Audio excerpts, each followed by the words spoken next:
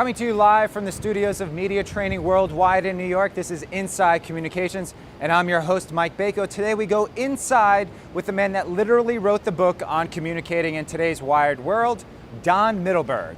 All that and more coming up next on Inside Communications.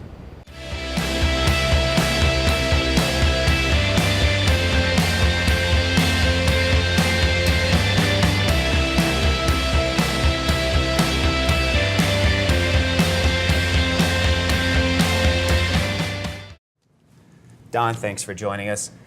This book, Winning PR in the Wired World, is really an outgrowth of a survey that's been about 10 or 15 years in the making. Tell us a little bit about the survey. Happy to, Mike, and thanks for having me. The survey actually started very innocently when, in the early 90s, my first incident of digital communications with an editor was J.P. Donlin of Chief Executive Magazine, who asked me to send a manuscript. He said, Donnie, instead of sending me the manuscript by messenger, could you put it on a disk? So we had an old 5 1/4 inch floppy, a 286. We printed out the Which some of our viewers might not even know what that even looks like. Yeah, well, it was an old typewriter that was made into the early beginnings of a PC. In any case, we messengered this material digitally to JP. He thought he was the coolest editor in New York, and we thought we were pretty cool, PR firm. And then another fellow, Andy Gluck, who was the business editor of the New York Daily News, asked me to email him something, and I didn't know what he was talking about. So it occurred to me that something was going on, and eating our own dog food, the idea was to do some research. But we couldn't afford Gallup or Yankelovich or Roper, so next best, find an academic. We called the Columbia University Graduate School of Journalism, and I asked the receptionist, who among your academic staff knows anything about the internet and journalism? This is 1993. There were 2 people. The dean of the school doesn't return 7 of my phone calls, and then Steve Ross, an associate professor, calls me back in about 12 seconds, and he said, I want to do this study with you. If you'll finance it, we'll work on it. And for the next 10 years, Steve Ross and I at Columbia did the largest survey of journalists in the world, to try and understand, if you could believe it, whether or not journalists were actually using the internet. And over the years, of course, we showed that they were, and it became a landmark study. And as a result, I spoke at the communication schools at BU, the Annenberg School, the Newhouse School at Syracuse, Florida University, Colorado University. And in the course of my discussions, I was asked to speak at a group called TIE, T-I-E, and I didn't want to do it, but it's a group that was located in the Yale Club, and I figured, oh, well, it's across the street from Grand Central, I'll do it, and it'll be easy. And it turned out to be 300 of the smartest, sharpest, most exciting people I've met, and I gave this presentation on our study, and at the end of the presentation, there was a line of people who wanted to talk to me, and at the very end of the line of some 20 people, there was this little 5-foot woman who was from Indonesia, but who happened to be the international marketing director of McGraw-Hill. And she said, you got to write a book. And I said, I can't write a book. She says, no, you've got to write a book. This is great. So the hardest work I've ever done, 5 months later, completed a 240-page manuscript. McGraw-Hill published it in time for the fall season in 2001. 10,000 copies were printed in 6 languages, including Mandarin Chinese and Japanese and Korean. And it became, by PR standards, a bestseller, which allowed me to do more speaking, which allowed me to get more clients, which allowed me to sell my business, my first agency, in 2001. Today, I left that firm, of course, after the sale, but very much wanted to resurrect the study, because when I left, the study stopped.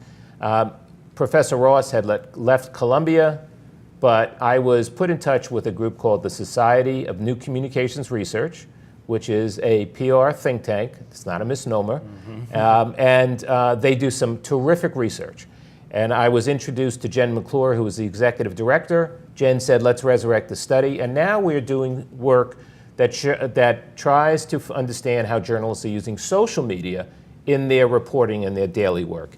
And some of the results of the study are as groundbreaking as the early study that we did with Columbia. So it's fascinating. Okay, so let's get into some of those results from the study. 2011, how are journalists using social media? We know how they disseminate news. Everyone's going on Twitter, whether the story's already written or not. Reporters want to get out in front of a story, so they're tweeting leads, they're tweeting different parts of their story, and then an hour or two later you see their story wind up online. We're not waiting for the 6 o'clock news, or we're not waiting for the morning paper to come. How are journalists using social media now? Yeah, and they're using it in ever increasing frequency. So each year that we do this study, the numbers become higher and higher.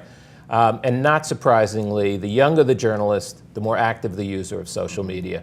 So what we're finding is some very interesting things. For example, 68% of the journalists who we surveyed this year, and that was the study just put out 2 months ago, say that social media is a reliable tool for sourcing stories. And when you think about it now, if we have a client that's in nutrition, we will follow journalists online, usually in their Twitter accounts, and they will often post looking for a source on nutrition. Anybody have anything? And by following them, we can respond right away. So journalists are looking for sources, they're looking for story ideas in greater and greater numbers. Have you found that journalists, because of this practice, are getting inundated with too many sources, with too many leads? You mentioned looking for a source on a specific story. Now with that availability to get in touch with them at a moment's notice, a direct tweet or a message on Facebook, have journalists said that they are getting too much information or too many sources? No, because the beauty of Facebook, for example, Facebook wins because it is a great filter. There is no spam. So you and the journalist have to connect on Facebook before you can really have a conversation. A journalist can, if the journalist doesn't know you, or doesn't want to know you, they do not have to respond. So the journalist can really determine who they want to speak to and who they don't want to speak to. The same is true with Twitter. I mean, it gives them an opportunity to just kiss off a lot of people who they don't want to. At the same time, it allows them to follow certain PR people who they trust and have confidence in. So there's an awful lot going on right now. Of course, you know the story about Bin Laden. When Bin Laden was killed, that was first reported by a technology person in Pakistan, in the city of Abbottabad, who saw a helicopter flying above. There was something like 4,000 tweets per second. It has become, you saw the kissing couple in Vancouver. The New York Times had a front page story today about that there is no privacy on the internet. Everybody catches you. The whole dynamic of communicating with journalists has changed. When I grew up 30 years ago, there was what we called the Big Five, all print. New York Times, Wall Street Journal, Fortune Business Week, and Forbes. And that's all our clients wanted. Get me into one of those five. Now, there are hundreds of blogs. There are hundreds of digital communications tools. There's Facebook, there's Twitter. There's so many ways to communicate with a journalist that we're now seeing, in fact, something like 56% of all journalists will quote from a blogger. This is unprecedented. We recently did a story about PC Mag going digital 2 years ago. We gave the exclusive to a blogger. The next day, we had the New York Times and the Wall Street Journal fighting for the story after the blogger did it. That's interesting that you bring that up. How important is it to weed out the exact person that you want to feed this story to? If you have a technology client, to just go to an influential technology blogger, or if it's a food client, going just to a food blogger who has a great following and a very specific following, as opposed to maybe getting buried somewhere inside the New York Times. Yeah, I mean, you're right on. The most interesting thing is the tools of communications are the same. Having an ability to communicate and get a message across, to get through to a journalist now that there are so many different ways, and to get the journalist to trust you. But the research tools, when we did the PC Mag story, we did the research that showed that this same blogger, Rafat Ali, was constantly breaking stories about PC Mag and magazines going digital. So we decided to go to Rafat. And we set up an old-fashioned lunch between the publisher and Rafat, who's based here in New York, got them together. They became fast friends. So when we gave him the story, he gave us a wonderful, large, and fair story, which the other publications picked up on. That would have been unheard of even 3 and 4 years ago, to give a blogger an exclusive over the Times and the Journal. So our business has changed dramatically. And a lot of the business practices of PR professionals have changed, and since that's our main viewing audience for the people out there who are interested in doing this for their clients, what are the first basic steps that they should be taking in terms of reaching out to journalists or just gaining a better foothold on everything that's going on social media-wise as well as journalism? Well, the first thing is they have to listen. In order to listen, you have to hear, and they have to listen to conversations. So get online, see what communities are out there, see what your journalists are doing, follow journalists who cover your clients, try and engage a conversation with the journalist.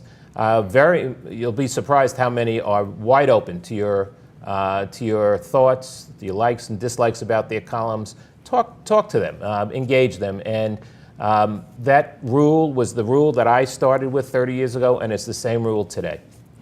Don, thanks for joining us. Thanks for going inside communications with us. Again, the book is called Winning PR in the Wired World.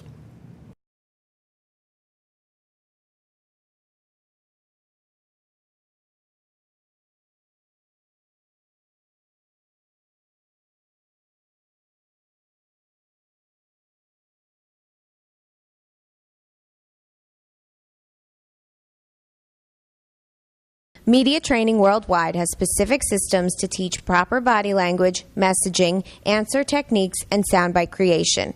Join a media training workshop to help you prepare for all your media appearances. Learn the basics every good speaker should know and communicate the exact message you want. Media Training Worldwide's presentation training workshop will teach you how to save time by focusing on that which you have total control, your words, messages, and speech. For more information, call 212-764-4955. Media Training Worldwide also offers online interactive media and presentation training courses to help you with all your media and presentation training needs. These courses offer a one-of-a-kind training simulation experience that allows users to record themselves practicing media interviews and speeches. Visit MediaTrainingWorldwide.com for more information. Inside Communications with Mike Bako is brought to you by Pitching Well. Pitching Well is a community for small cap companies and investors. For more information, visit pitchingwell.com.